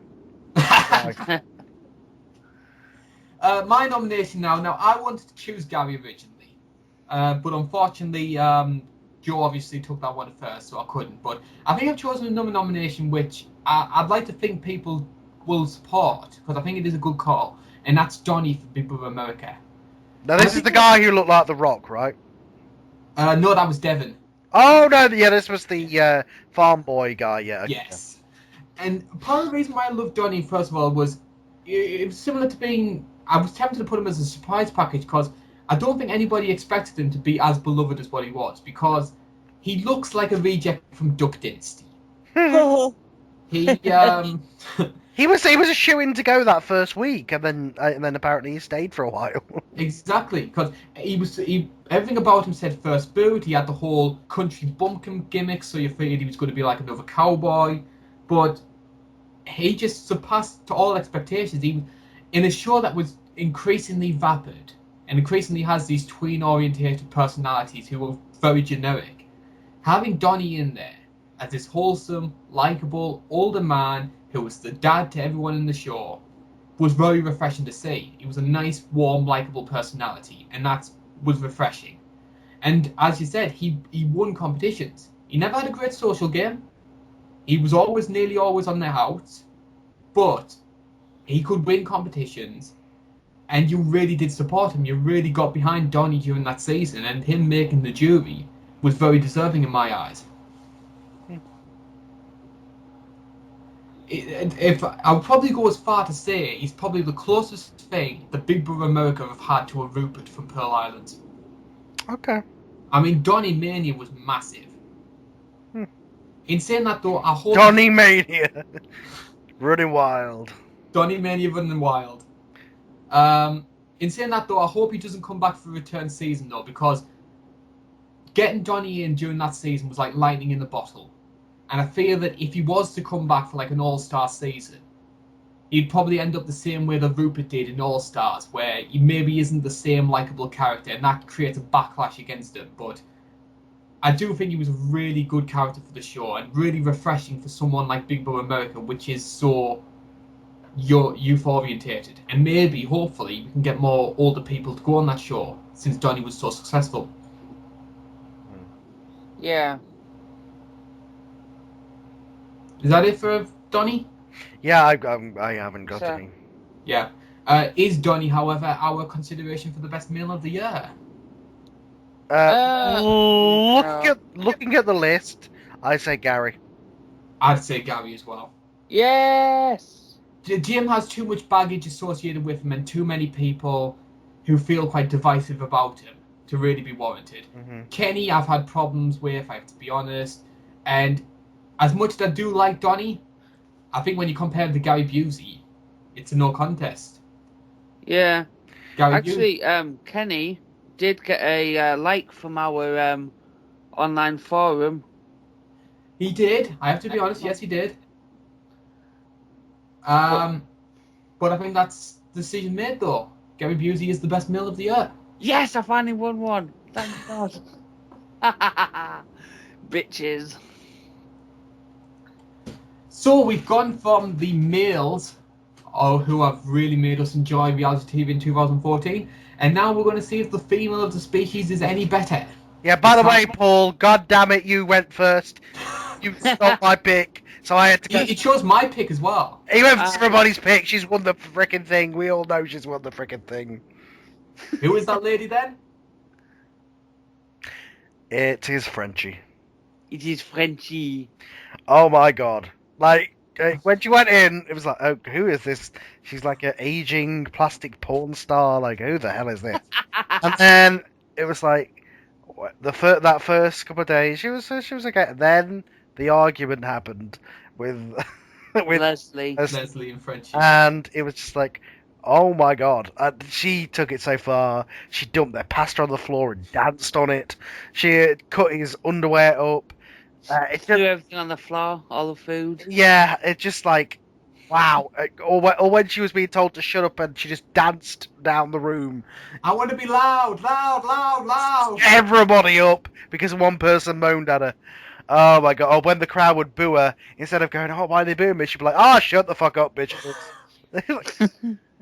Which I've wanted someone to do for so many years with the eviction crowd. Yeah, that again. Would I want to be in a house with her? No. But in terms of a character, holy crap. Yeah. Absolutely. She was again fascinating and amazing. She would make an incredible, it should make an incredible bad woman character in a movie. She just was so charismatic, but you don't know why you quite liked her. She was just absolutely fantastic, and I have to be honest, because I know Channel 5 get a lot of grief for like the lack of star power. But what they make up for in star power on celebrity versions of the show, they completely make up for in trying to get these big reality TV characters from America. Yeah, they're like, she was a ball of dynamite. Let's put her in. She'll be amazing. Yeah. So they have to get a lot of credit for that, because Frenchie is just inspired casting. I still don't know what she's from, though. What's she from? She was in a show called Rock of Love. It's just basically like VH1, group of women try and fight to be Bret Michaels' girlfriend. Who the fuck's Bret Michaels? Lead singer of Poison? Oh, yeah. Okay. I think he won the Celebrity Apprentice one year. Oh, right, yeah. Yeah. So that's a claim to fame. Star on a trashy reality show and you get considered a celebrity. Yeah, well, she's good at being a reality star. And it beats Benefit She was Street. more of a celebrity than Jade, though. Whenever they get these American reality stars, they are used, because American reality TV is fake, they're used to being so fake that when they come over into our version and then you realise not only is that them, but then they realise they have to put on a show. Yes. And that's the difference. Whereas over here, reality TV is just that. Much like Chloe and Christina. Yeah, it's the like Chris and Christina, a good example there as well. all of them where they do that, where they bring over an American reality TV star, it always works because they know that it's about entertainment, whereas the other people over in this country consider it as, oh, if I just go in this house and be a nice person, I'll be good on the show. But I think the thing is as well is that you need the audience to tolerate you as well, because Yeah. because I think yeah, Big Brother is very quite down market when it comes to reality TV shows, but because the audience is like that, you can afford to get away with maybe being a bit scripted and a bit weird, and that's why.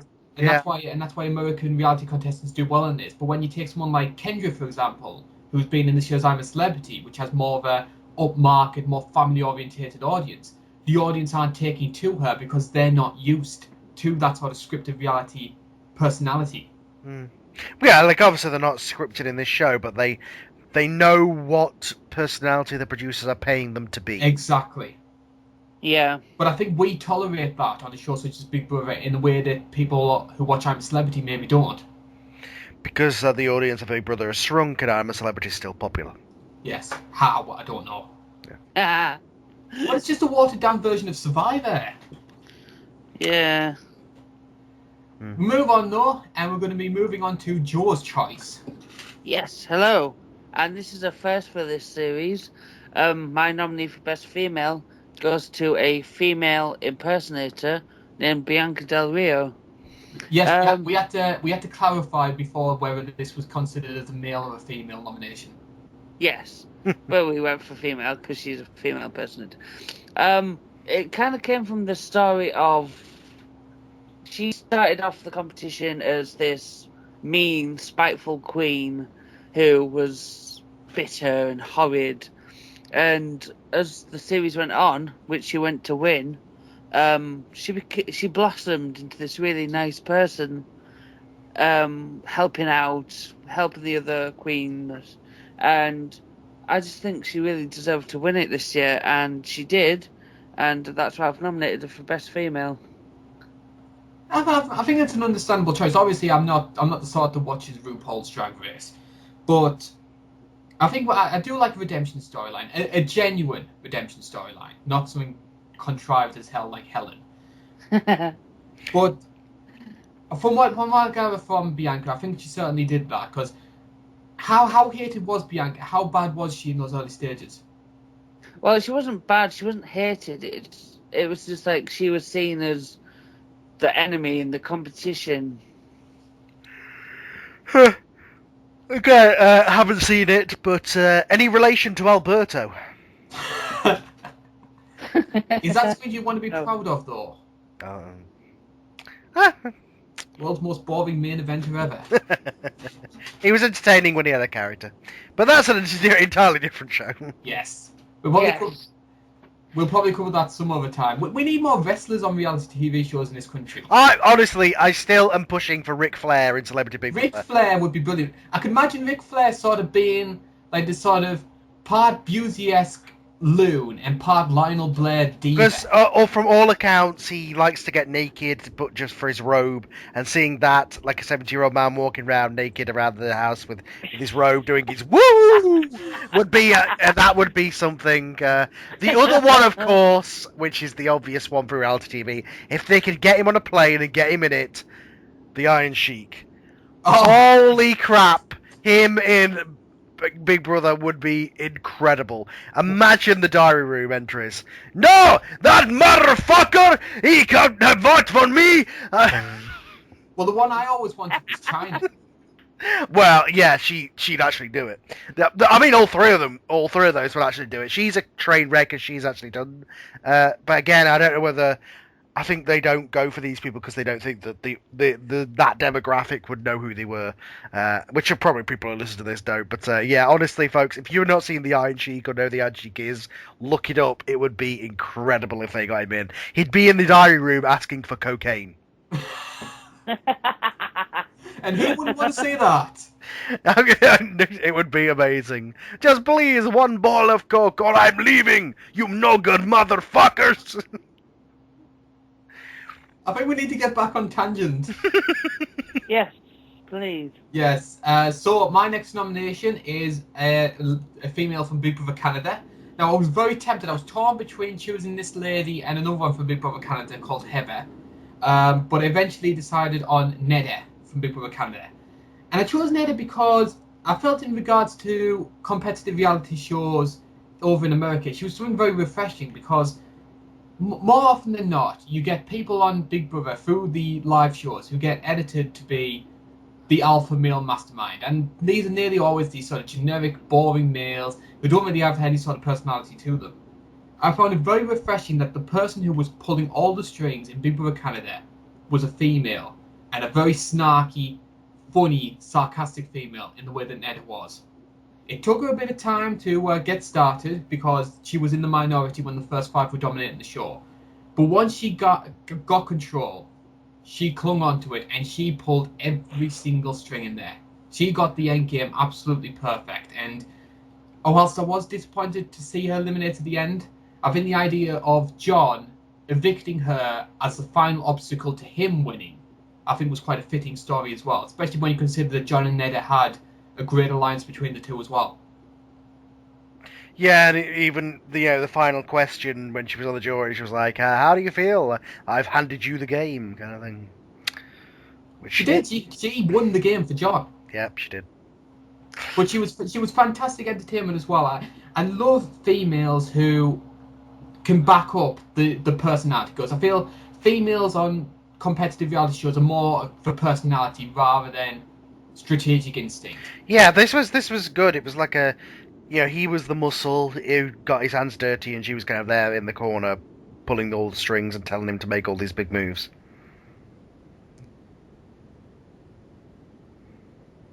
Oh, I think yes, maybe she might not have been the most exciting person in the world, and maybe not the person that first comes to your head. But I think when you sit down and think about it, she was everything you want from a competitive reality contestant. Mm-hmm. And that's why I nominated her. Now you've chosen someone who did start in competitive reality and moved over to the more entertainment stuff.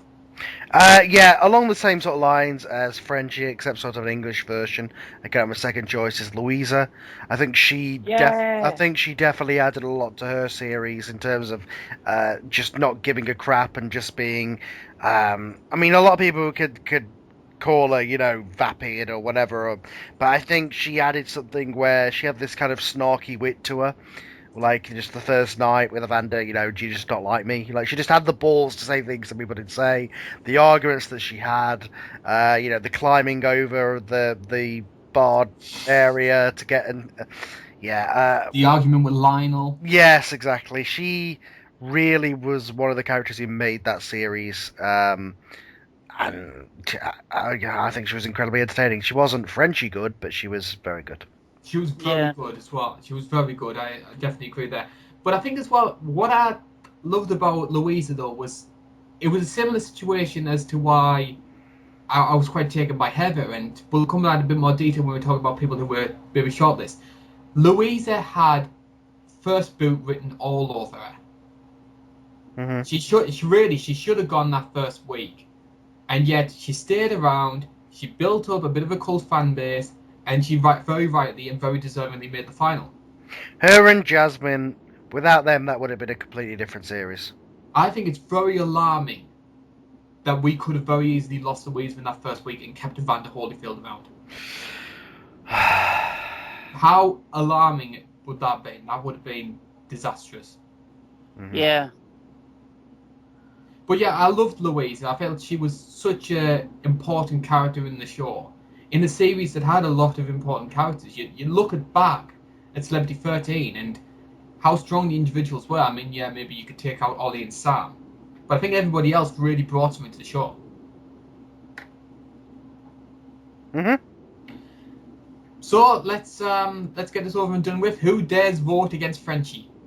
Yeah, it's Frenchie, isn't it? It has to be French. Frenchie. Paul gets it just because he was the first nomination, so he had the first chance to nominate her. Anybody who would have been first would have nominated her. Let's put it The that way. scary thing is, though, Yeah. Paul came very, very close not to choosing it. Well, if he hadn't, Joe would have, and if Joe hadn't, you would, and if you hadn't, I would have. So Definitely. she was going to win. So Yeah. So, Paul, if you're listening, you've been rewarded. Frenchie is our best female of the year. We're nearing the end of the podcast now. We've got 2 more categories to go. And we come to a brand new category for this year, which is the moment of the year. Now, this is a specific moment from a TV show. Maybe it might have been epic in terms of how it changed the game around. It might have been just comedic. It might have been exciting, dramatic. It's just whatever you think was the moment, the best reality TV moment of the year. Now, I had the first nomination for this one, and this one is, I've chosen more because it's a culmination of everything beforehand building up to this, as opposed to the moment itself. And that's the moment where Frankie is not nominated as America's favourite player. Because as we touched on before with the worst male voting, Frankie was obsessed with the idea of winning America's favourite player. He basically even admitted that he was willing to sacrifice some of the strategic game elements of the show, all with the belief that he was going to win America's favourite player of the show. He had the fan bases online. He was an internet media mogul. He was Ariana Grande's brother, trademark. So in his head, he got it absolutely in his mind. He was going to win the show. So it comes to the moment where Julie's about to announce America's favourite player. Frankie is positioned right over Julie's shoulder, ready to take the stage. He's in the centre. It's his big moment in his head. So Julie's reading out all the different people, all the nominees, and then she reveals the winner of America's favourite player is Donnie. And Frankie's face absolutely drops. There's this look of bemusement, this shock, and then there's a begrudging applause as Johnny's being handed with the check. And the moment I love, and you can actually see it on screen capture there on the bottom right, there's a moment right at the credits where Derek's got his family on stage, all the housemates are on stage, all celebrating, and as the credits are rolling, it pans over and you can see Frankie, and it's just sinking in he hasn't won. And he's got this look of absolute horror on his face. He is so upset at not winning. And it just felt, because Big Brother doesn't have that public involvement, Big Brother America doesn't have that public involvement, there's very few chances for the public to really say to the audience, we don't like you, we love you, we hate you, etc. That had been building up so many weeks. People wanted Frankie to get his comeuppance, and it finally happened right at the end of the show. It's the only satisfying thing about that season. Oh God, I love comeuppance. Exactly, and for me, that's the sort of thing. That's the sort of thing that should have happened with Helen. People wait weeks upon weeks for the big bad to get their comeuppance, and they finally, it's satisfying for the audience. It happened to Frankie. It didn't happen to Helen. Yeah, Carl, do you have an opinion? they should introduce that though. Like with American Big Brother, where they name like the best player. I think so. Yeah. But yeah, you'd make the game too orientated around trying to appeal to the fans. I think that's one of the big problems if they made that a priority. Yeah. Hold on, sorry, my dog's barking. I don't know what they're doing. I'll just mute this a sec while you talk to Carl. So that's my nomination. And Carl, you get to choose the next choice.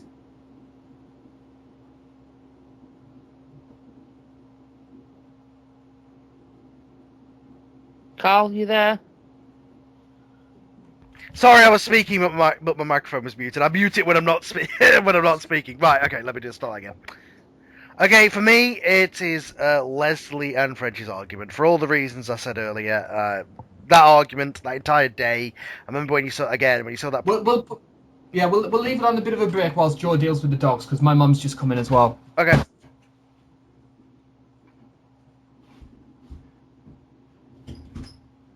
Hiya. How are you? Yeah, we're in the middle of the call. We're just taking a bit of a break now, so. Did you enjoy work? Did you enjoy work? Yeah, because I have to be honest, when I'm coming to the post office, it's like, again. And because I felt, because I knew you said something about the thing for it, and I just wasn't sure what.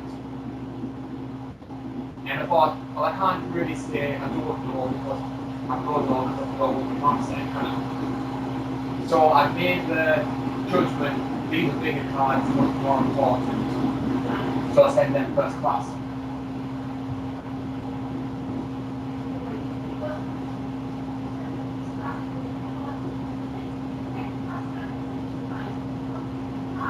Do you need a bigger stamp for it?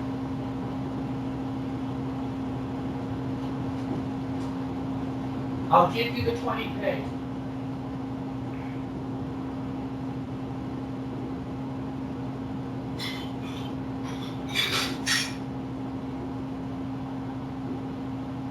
I'll give you something like 6p extra for any first class stamp, so I'll give you the 20.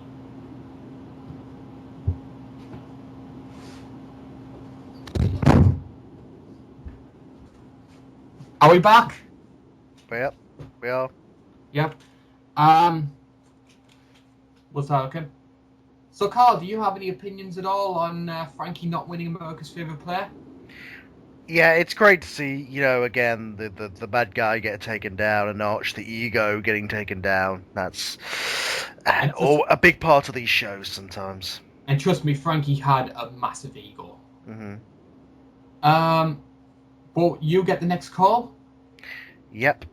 For me, my pick is Leslie and French's argument. I said all the reasons earlier.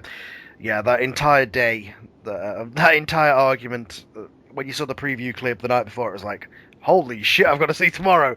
And then you then saw it, and those two huge characters, whether you liked them or hate them, they it was just incredible, just car crash television to watch them explode at each other, and they just wouldn't stop. It just kept going and going, and it just when you thought it could get more personal or more let's say something that nobody would ever say in an argument. They said it. You stupid French slut. You old French bastard. I'm old American gay bastard. All these things. Oh Jesus. Yeah. The reason I love it is it symbolises so much about that season as well, because it's a representation of how great Frenchie was.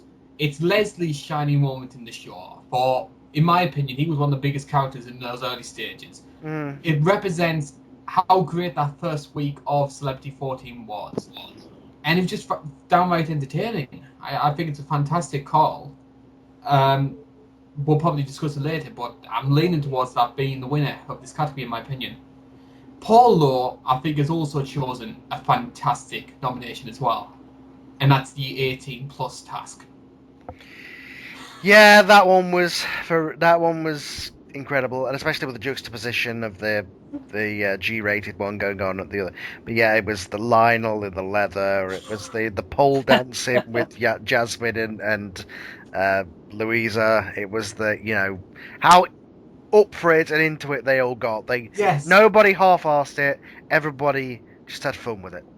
And that's something we sort of discussed when we did the Big Brother 6 podcast, because we said one of the reasons why Big Brother 6 was so popular was the way that the housemates got themselves involved in all the tasks, and it almost ached back to that. Mm-hmm. Yeah, but see, it's almost like when they try and they actually care, they can actually make a good show, which is why I think the celebrity versions these days are better, because I think the celebrities try harder. I think that the civilians don't give a shit anymore, because they think like, oh, it's not really about that. It's about getting the audience on your side and things, and yeah, the entertainment factor has been lost with the civilians, I think, whereas the celebrity version, they know they're here, they're being paid to provide entertainment. Some of the imagery though in the 18+ task is just it's partly amazingly hilarious and partly cringeworthy. I mean, Lionel Blair telling the No, kids no, to no, suck no, his... no. Please don't say it. Yeah, and then he was like, afterwards, he was like, "Oh, I don't think I liked doing that." It's like, you loved it. Shut They loved it. up. But as you mentioned before, the juxtaposition between that and the G-rated task, and one thing I noticed when I rewatched it online was just Dappy's face of just absolute misery in the G-rated room because he's thinking, I could be in there doing Yeah. whatever they are, He's the and yet guy I'm who- here. Him and Louisa were the two that, yeah, they were most suited for that room. Let's put it that way. Yeah. That would have been brilliant. But I love that task. I love the fact as well though, because when Big Brother was on Channel 4 in its prime, one of the things that the Daily Star always said was kinky big bro sex den in this year's house. I didn't think they would ever actually do it. Yeah. It was almost like they were taking the mick out of the. And now the Daily Star are owned by the same company, and they're still making up bullshit.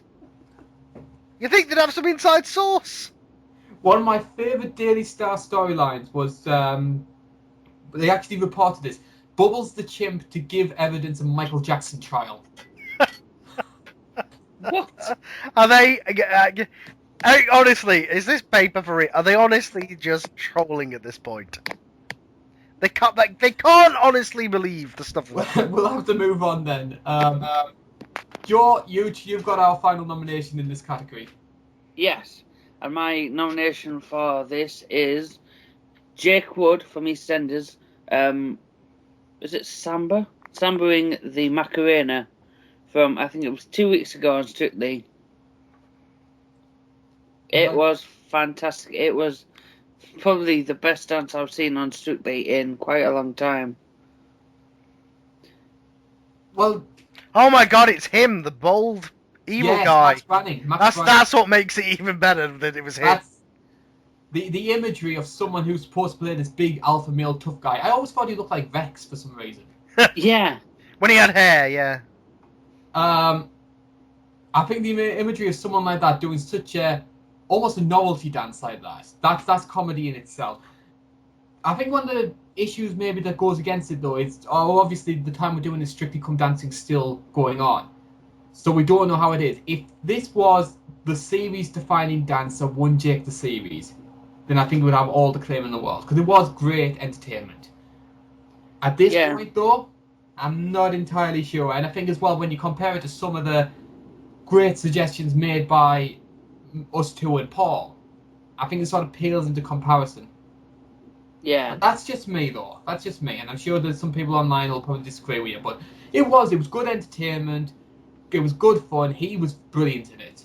Whether I'd call it the best defining moment of the year,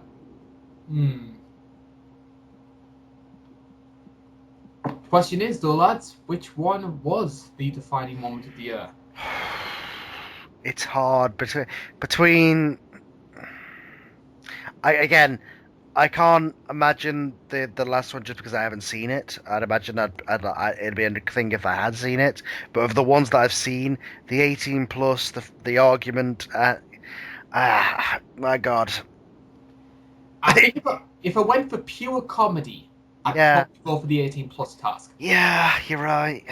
But I think Leslie and Frenchie's argument symbolised so many different great elements of Celebrity 14 because it was a representation of how great Frenchie was. Leslie had his shining moment. It shows how great that first week of Celebrity 14 was. I'll tell you what it is with the first one, with Frankie thing. You have to have watched the entire series to appreciate that moment. Whereas with the argument and with the 18+ task, or even with the Macarena, you can watch those and enjoy them just by tuning in that night. Yes. That's I think that's why they go ahead. What did you say, Joe? Which one you thought? I'm going for the argument. Leslie and Frenchie. Yeah, stupid French slut. Old gay American bastard. Yeah, I think that's a good win in that one. Moment of the year: Leslie and Frenchie's argument in Big Brother 14. Yeah. Cool. Just before we carry on, can I just say that I did send videos for you guys to watch. Oh, look. I think they got lost, Joe. No, it was a long chat. And it was all scrolling. Sorry. So yeah, if you had watched it, you might have seen how good it was. But doesn't matter. Okay. And now we come to our final moment. We're going to reveal who is this year's Oscar winner. We'll get a lot of echo from somebody. Yes, we are getting a lot of echo. Can you try and sort the echo out? Hello, is that better? Yeah, that's better. No, Okay. wait, no, it's still there. Oh, it's not me then. Is it me?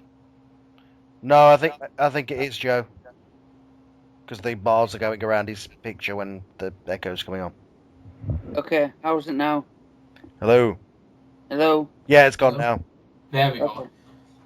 And now we come to the final award of the year, which is quite obviously the series of the year. Now, which show out of all of them which we've nominated has been chosen as the best series of the year?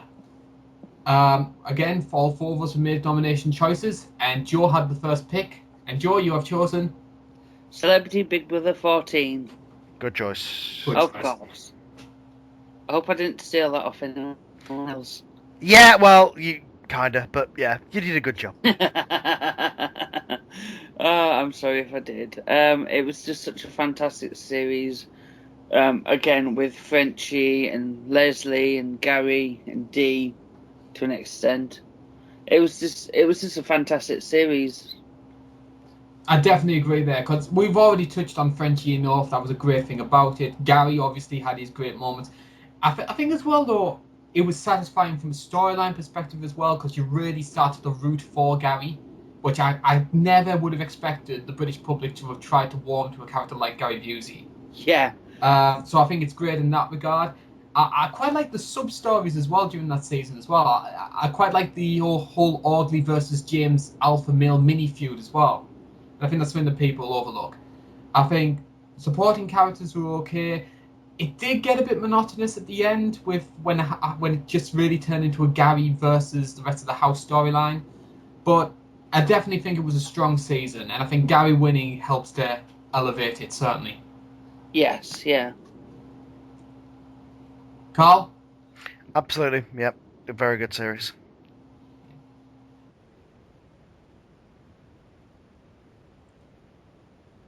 Team one.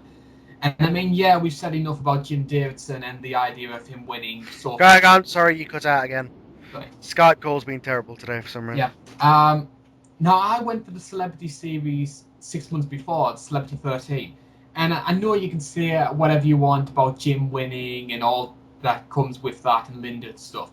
I just felt it was such a strong entity overall, because I think that one of the bigger problems maybe with Celebrity 14 was you had good characters. You had the Claire Kings which didn't deliver. You had the David McIntoshes who nobody can ever remember now. And I felt, Sam was a massive dud, but even someone like Ollie, for example, still contributed to the show. You had Jasmine, who was great in the early stages. Liz, who I think was a great background character.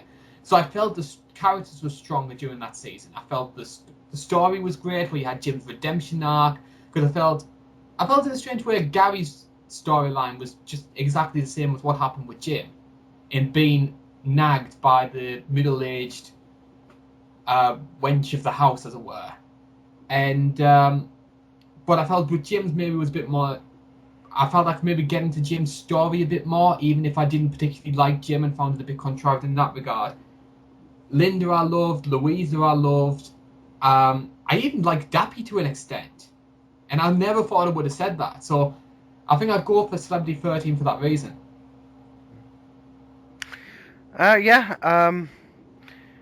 For me, I went for Big Brother Canada 2, just because I'm more of a fan of I'm always been more of a fan of the Civilian series. Yes. But the Civilian series has so let me down lately that to have one of the English-speaking ones actually be entertaining and good this year, it was the only one that did live up in terms of all the other ones of the English-speaking countries.